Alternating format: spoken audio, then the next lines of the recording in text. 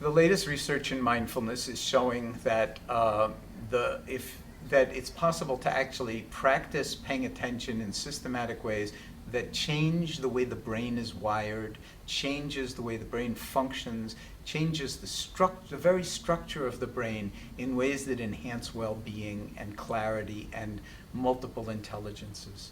So this is a very, very exciting time where science and meditation are coming together, because we're discovering that the human organism is really capable of profound, the technical word is called plasticity, that the brain is an organ that changes in relationship to experience, and actually the chromosomes are changing always in relationship to experience. And so meditation even seems to be able to drive changes in which genes in our chromosomes are being upregulated and which genes are being downregulated, which means we have a lot more freedom to transform our organism and our life experience and attain some degree of profound well-being and satisfaction than what we ever thought.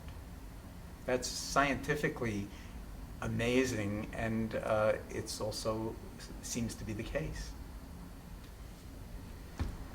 Mindfulness is a way to live your life as if it really mattered, and that involves being in the present moment with open-hearted presence and kindness towards yourself. Well, all of us are very busy, so how do we bring mindfulness into our life? The way to do it is any way we can that feels right to us. So there's no one right way to do this, but certain ways in which we cultivate awareness can be very valuable.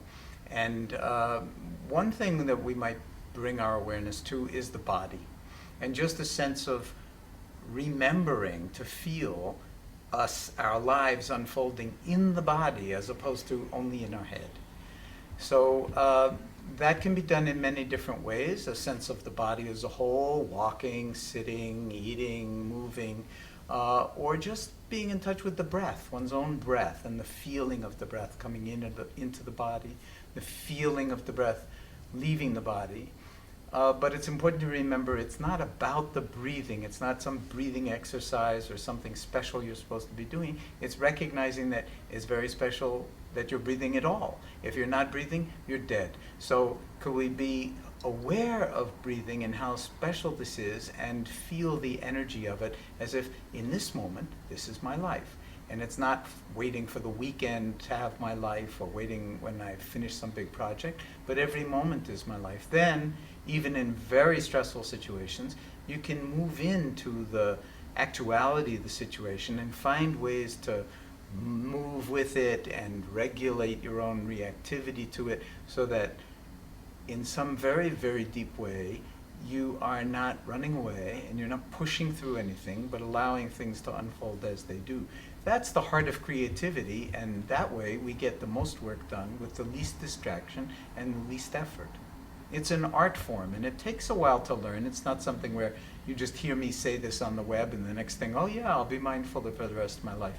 It's one of the most difficult things in the world, if not the most difficult thing in the world for us human beings to do, is to be present in our own lives and to be kind and less judgmental of ourselves. That's why it's worth doing. It's worth practicing. But it's not a doing, really. When all is said and done, it's a way of being, and actually a way of being awake and yourself.